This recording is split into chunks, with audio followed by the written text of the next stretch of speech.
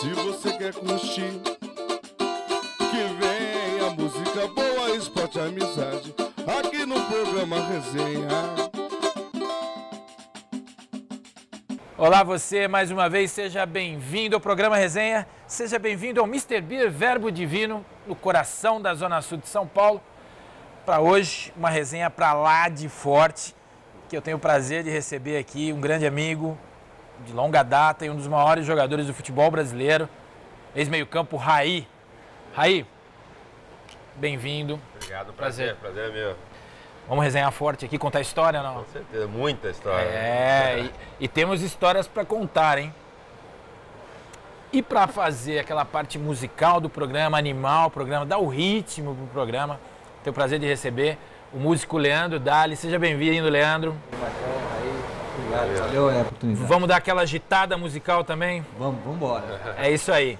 Então a gente vai sair para um rápido intervalo, mas antes você vai ver um pouquinho do que vai rolar no programa com o Leandro Dali. Quando ela voltar e te olhar mais uma vez, não esqueça jamais de não se arrepender. Quando ela voltar e te olhar, não me olhe desse jeito. Quando alguém que nunca me viu, se não me reconhece, pra mim você nunca existe. Esse é Leandro Dali e os Olhos nos Olhos, é isso? É, a música chama Olhos nos Olhos. E esse é o CD de apresentação seu, é o CD com 4 músicas autorais, Tempo. É um EP de 4 músicas que eu gravei esse ano pra lançar minha carreira solo, então são as 4 musiquinhas aí. Talvez até o fim do ano venha o álbum com as 12, mas para começar, né, daquela esquentadinha, 4 musiquinhas para dar aquele... E que esquentadinha, né? Apresenta pra gente a equipe aí. Claro, apresento. Na minha esquerda, meu grande amigo Diego Bortô. À minha direita, meu grande companheiro Uras Pop. Pô, e esse Nosso trio... maestro aqui. E esse trio vai dar o agito hoje aqui, né? Vamos embora, a gente vai botar pra quebrar aqui. E vamos, sem dúvida nenhuma, agitar esse programa, fazer aquela resenha com música também, né, Raí? Vamos falar um pouquinho... Música e histórias, né? Histórias são boas, né, Raí? Começou em Ribeirão, muito cedo, no futebol. Foi, no futebol. Ribeirão Preto. Minha família é do norte e nordeste, né? Meu pai é cearense, periferia de Fortaleza, periferia pobre de Fortaleza. Minha mãe é paraense. E muitos conhecem o meu irmão mais velho, né? O meu irmão mais famoso que eu tive, que é o Sócrates. O mais famoso? O mais famoso irmão. Ah, bom. Mas o Sócrates é global, né? Sem é um mito também, né? Virou um mito. Mas somos em 6. Então tive 4 irmãos que nasceram em Belém do Pará, na terra da minha mãe. Meu pai foi para Belém, morar em Belém, conheceu minha mãe lá e se casaram. E eu falo isso porque eu tenho muito orgulho dessa minha origem nortista e nordestina. Eu fui criado em Ribeirão Preto, interior. Ribeirão Preto hoje está muito maior, então aquela característica de cidade do interior que acho que os telespectadores conhecem bem. Esse lado legal, né, bem humano e, né, próximo. Caloroso, né? Caloroso e ao mesmo tempo com essa origem nordestina, nortista, que também eu mergulho bastante. Então eu sinto isso muito presente, né? A vivência, né, o crescimento em Ribeirão Preto, mas também com essa cultura nordestina e nortista que vem dos meus pais e que acabaram influenciando todos os meus irmãos. Eu imagino aí trazendo já para o futebol a grande referência que o Sócrates foi para você, né? Eu como irmão mais novo, né, são 11 anos de diferença. Você é o caçula, né? Você é o caçula. Ele é o mais né? velho, eu sou o caçula. Então, 11 anos de diferença, quando ele tinha, para dar um exemplo assim, né? Quando ele tinha 20 anos, eu tinha 9 anos. E os outros ali no meio, mas ele já estava começando a se destacar ali em Ribeirão Preto, todo mundo falava, e fazendo medicina então, né? Dava aquele... Uma característica totalmente diferente para um atleta de futebol, né? Fazer medicina na USP em Ribeirão Preto, que é uma super universidade, e jogando futebol, começando a jogar de alto nível, e todo mundo comentando sobre ele. E eu, quando comecei a jogar, Já veio essa... ele sempre foi essa referência e eu não sabia ainda se eu queria ser jogador de futebol ou não, sinceramente. Mas eu admirava, eu admirava pelo que ele era e tudo, pelo que ele jogava, o que ele representava, começava a representar na cidade, a personalidade dele. Mas como atleta, assim, eu não imaginava. Eu joguei basquete, eu tinha um outro irmão, o Raimar, que jogou basquete profissional. Você conheceu o Raimar? O Raimar jogou basquete, né? Jogou basquete profissional. Então foi uma família de esportistas, meu pai incentivava muito isso. E aí eu fui descobrir, assim, que eu tinha um talento muito acima da média, que eu poderia tentar ser profissional, quando eu tinha 13, 14 anos. E aí o Sócrates já estava estourando como ídolo mundial, já estava foi pro Corinthians e começou a brilhar. Ele pegou na tua mão e falou, vem, Raí, vem mesmo e você tem meu incentivo. Você tinha essa relação com o doutor? Não tinha porque, não desse tipo, né? Tinha de irmão mais novo, não sei o quê. Mas ele, pela distância de idade, ele já está começando a jogar em São Paulo, se destacando, para a seleção brasileira. Ele não pôde acompanhar de mais perto, então ele não pôde me puxar assim. Então foram outros irmãos que não eram profissionais, mas que adoravam o esporte também, que me acompanhavam, me incentivavam, assim. E ele tinha ele mais como uma referência e uma referência de luxo, digamos assim. E muito, né? Pelo que ele jogava, né? Pelo que jogava e pelo que representava. E acabou que tendo esse lado bom de ter uma referência, de ser uma promoção também, né? O irmão do Sócrates, como é que vai ser, isso aqui. Mas ao mesmo tempo também um peso, né? Eu ia te falar, isso no começo deve ter sido um grande desafio para você, né? A gente sabe essa questão familiar, de sempre ter ou pai e filho, ou o irmão mais velho com uma imagem grande, forte. Você vira atrás, sempre tem aquela comparação. Como é que você lidou com isso, Raí? É verdade, na música tem muito isso, né? A gente vê uma geração, eu sou amigo do Jairzinho, Simoninha, são filhos de pessoas que foram ícones, né, na música. Sim.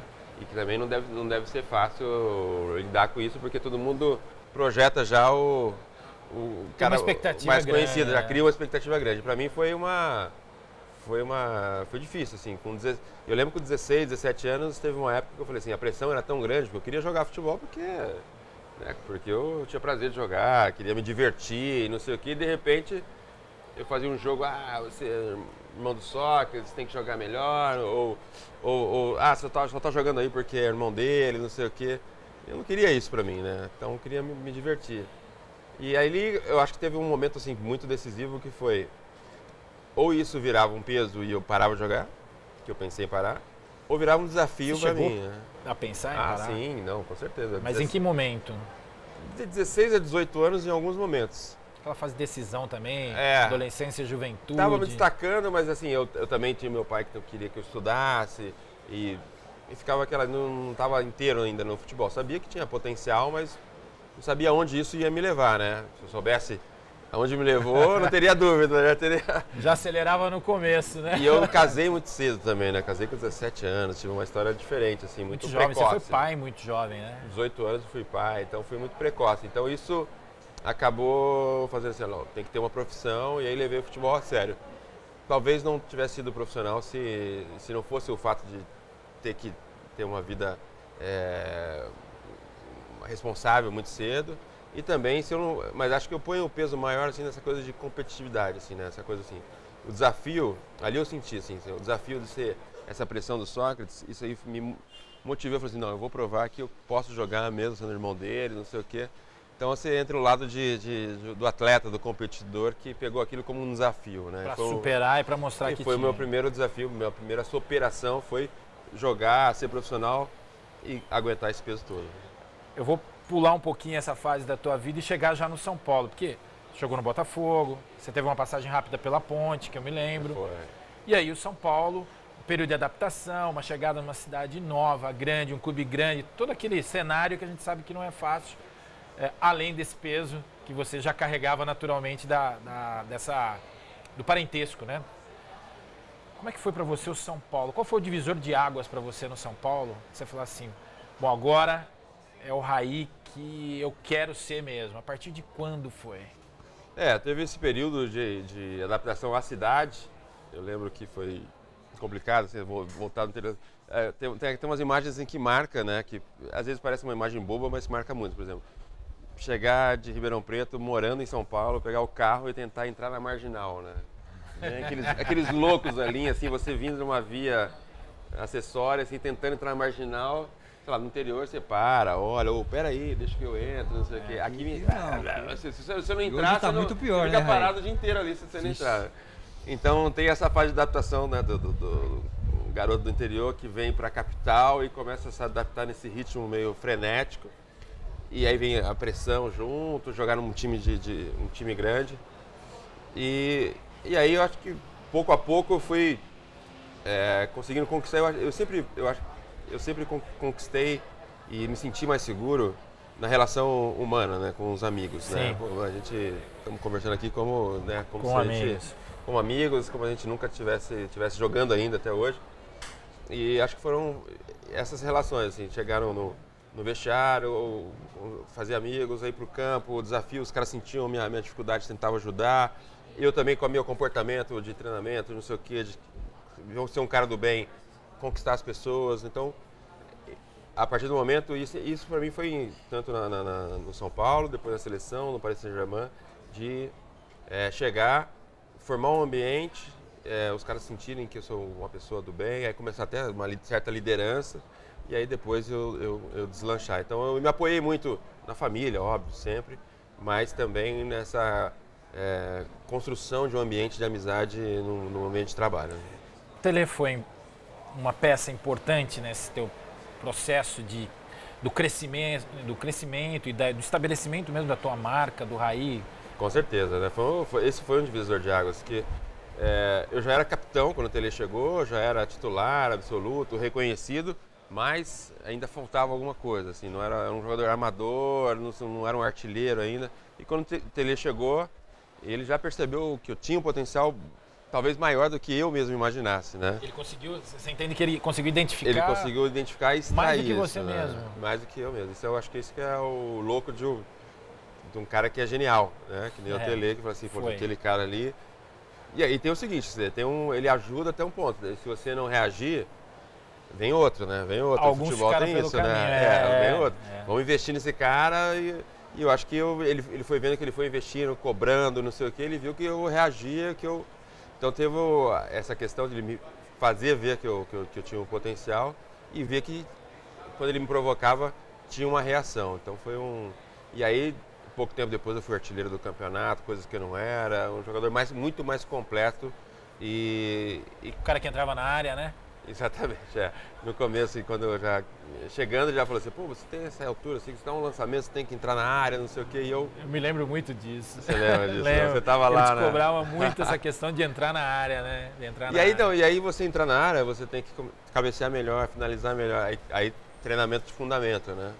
Então ele foi ampliando o leque de possibilidades minhas, exigindo mais, e ao mesmo tempo eu fui começando, foi ele que despertou esse prazer de ser um artilheiro, de ser um jogador de área, então além de armador, de ajudar na marcação, começar a ser um jogador também de decisão. E a gente vai falar mais dessa segunda etapa da tua carreira, seleção, enfim, e outras coisas, inclusive nós vamos falar do que você está fazendo hoje, algumas coisas.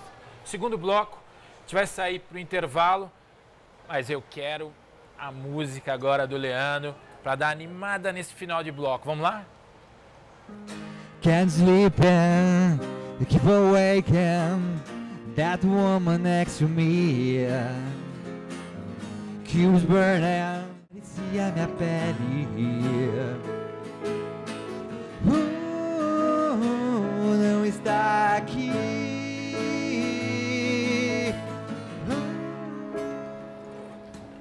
Show, Leandro. A carreira solo tá aí há quanto tempo já com carreira solo? Então, Marcos, eu tenho uma história na música aí há uns 20 anos, mais ou menos. Sempre toquei com muita gente, desde artistas ou quanto bandas que eu fazia. Então tem o Doboyu, que é uma banda internacional, já fiz parte. O William Naraine, meu amigo, vocalista. O cantor Marcelo Nova, que eu já toco há 6, 7 anos, agora o Camisa de Vênus. Grande Marcelo Nova, né? Um amigo, além de tudo, é um amigão meu, um cara muito divertido, engraçado, sabe? E eu imagino que também é uma referência, né? Não Sim, eu aprendo com ele full time, todo momento. Que eu tô ali do lado dele, né? Ele é um belo de um frontman, sabe falar, sabe articular as palavras, e a gente só fica ali captando, né? E aí esse ano, eu já tinha essas músicas, eu sou compositor, né? E esse ano eu achei que seria o momento exato para eu fazer as minhas coisas, as minhas músicas, sabe? O meu projeto, com uma galera que eu gostasse, que eu sentisse afinidade, convidei esses meus amigos. Então, eu fui o compositor das músicas, eu faço os arranjos, desde o violão até a bateria. É isso aí. Aí, a gente traça um paralelo do esporte com a música, é muito parecido, né? Os caminhos, os desafios, né? Tem uma identificação muito grande até, né? Eu estava ouvindo o Rai falar, realmente, o músico hoje, principalmente no Brasil, o músico que quer viver da música, tem um paradoxo mesmo. O cara fala, eu acho que eu vou parar, não dá, cara, não vai rolar, porque não entra, é difícil o dinheiro, os lugares são difíceis de você... A concorrência é grande. A concorrência Às vezes é muito aquela grande. história até Espaço para tocar, né? Espaço E pra então tocar, é bem onde, reduzido, principalmente se você quer apresentar um trabalho solo, um trabalho de concreto, né? O povo quer Oportunidade, ouvir mídia, tudo isso, né? É difícil, então o cara fica meio assim, as contas estão entrando e na música não vem o dinheiro, então o cara começa, eu preciso arrumar um trabalho e tal, tem esse lance também. O futebol tem uma vantagem, né? Que tem, sei lá, em São Paulo tem 3, 4 divisões, e o cara pode começar devagarzinho, se ele tiver talento ele vai subindo e ganha o ganha-pão dele assim, de uma maneira mais segura às vezes, né? Nem sempre, mas às vezes mais segura. Mas tem um paralelo, e tem essa identificação também, né? Do ritmo do futebol.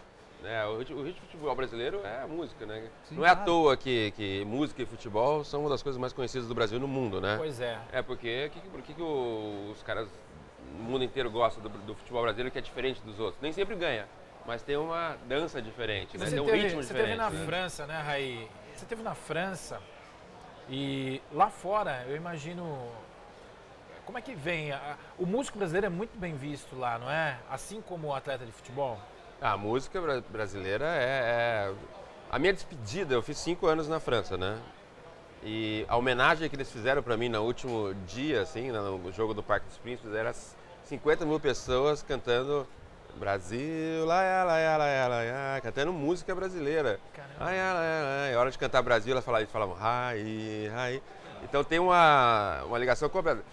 Jorge Ben, claro que cada país, né, sei lá, o Japão tem os ídolos da música brasileira, mas cada país, a Bossa Nova nos Estados Unidos, não sei o quê. A França tem muito essa coisa do Jorge Ben, Seu Jorge fez carreira lá, não sei o quê. Tem uma coisa da batida, aquela do ritmo swing, né, o swing, exatamente. E aí cada país tem o seu, mas a França se identifica muito e uma coisa alimenta a outra, né? O jogador brasileiro faz sucesso, o Ronaldinho jogou no Paris Saint-Germain, não sei o quê. O Ronaldinho tem tudo a ver com um swing mais malandro. Aí eu tinha uma vez com um outro swing diferente e tal. Eles relacionam muito a coisa de música. O cara que gosta do futebol brasileiro, se identifica, não sei o quê, ele conhece de música brasileira também. Aí, vamos falar desse livro agora. Tantos projetos que você está envolvido, que eu sei, a Fundação Gol de Letra, que é sensacional, aliás. 16 anos já, cara. Tô maluco para conhecer lá pessoalmente, que é um trabalho maravilhoso. E o livro, né? Que faz 3 anos, 4 anos o lançamento do livro. Uns 3 anos no máximo, né? Mas, e, sensacional o livro, demais, né? A história, né? Como é que surgiu a ideia do livro, Raí? O engraçado é que uma coisa que você falou que é sensacional. O livro, quando o Juca Kfouri, o cara que leu 300 mil livros sobre futebol, ele fala assim, tem muito amor nesse livro, muita paixão, é contado com paixão, né? Então, e é o que a gente viveu, né? Aquela coisa, paixão pelo futebol, o Tele, o futebol bonito, bem jogado, mas que ganhava, tem tudo isso. E não é só porque era verdadeiro também entre a gente, né? Entre a gente, essas relações.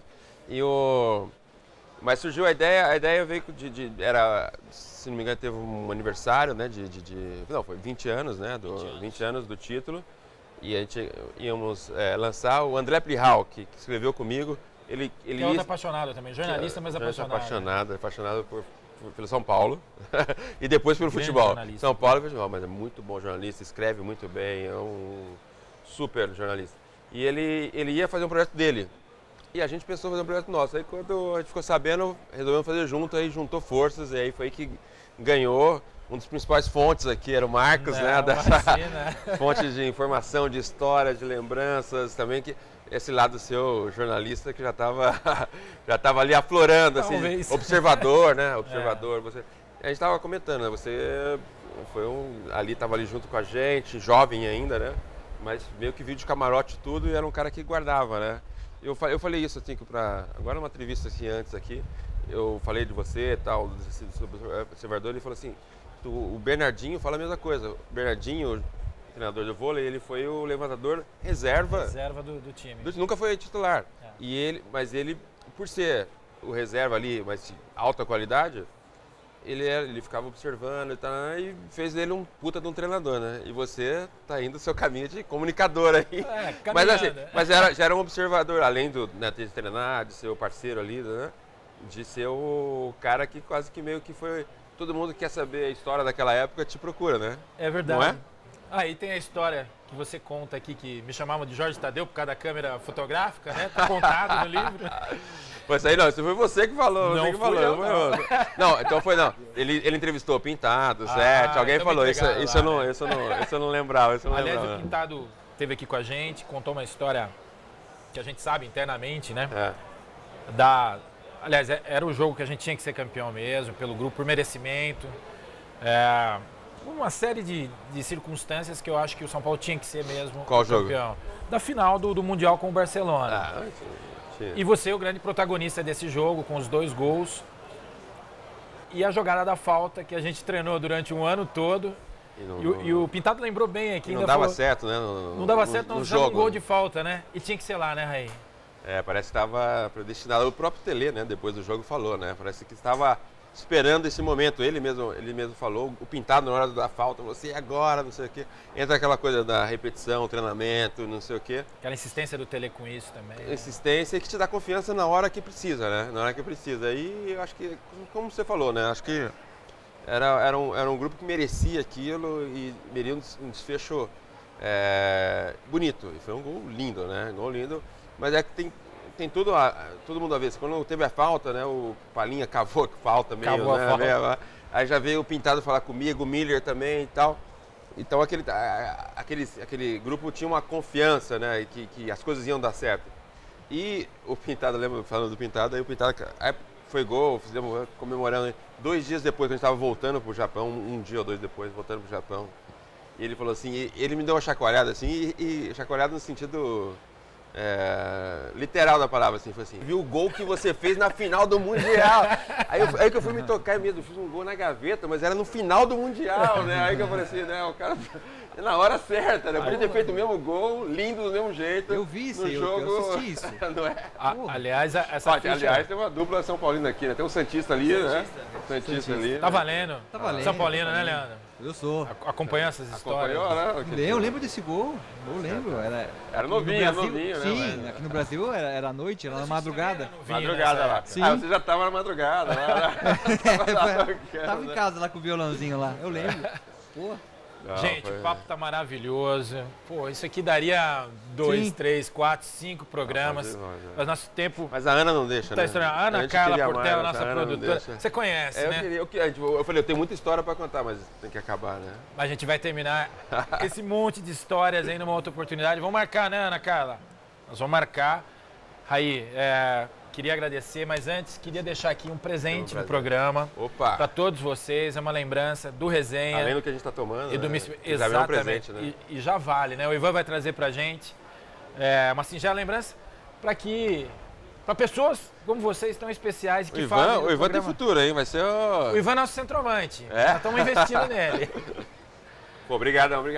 Raí, esse é o presente? Obrigado, eu quero te agradecer.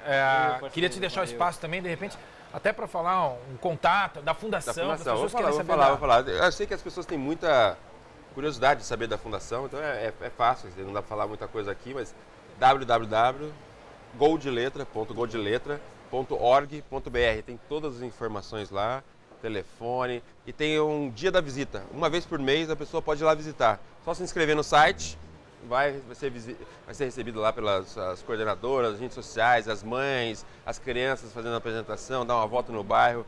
É maravilhoso. Show de bola. Eu vou lá conhecer, hein? Vou aparecer. Leandro, obrigado. Contatos, vocês têm contato, redes Parabéns. sociais. Show Obrigado, de bola. Valeu, mano. Obrigado pela oportunidade, Marcão. Eu tenho Facebook, Leandro Dali, D-A-L-L-E, dois L's. E tem meu site, www.leandrodali.com.br. Lá sabe a agenda do meu projeto Dali, Camisa de Vênus, Marcelo Nova e outras bandas que eu toco também. Show, quero agradecer muito vocês. É isso, Foi eu que show de agradeço. bola, Diego. Obrigado. E a gente vai terminando por aqui. Lembrando vocês, estão aí nossas redes sociais, você pode saber mais sobre o programa Resenha com o nosso Instagram, nosso Facebook e também pelo e-mail que você está vendo aí na tela. Então, até a próxima semana. Fiquem com Deus. Tchau.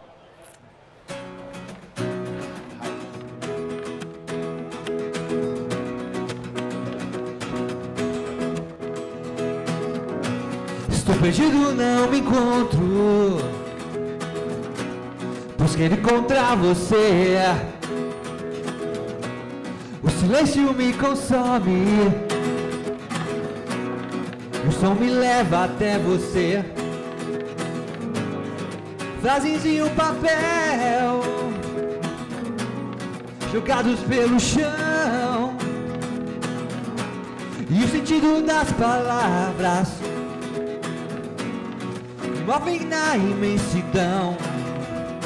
Não sei o porquê, o que não está aqui, o que não está aqui. E agora eu vejo os seus efeitos, verdades tão estranhas. O que eu desejo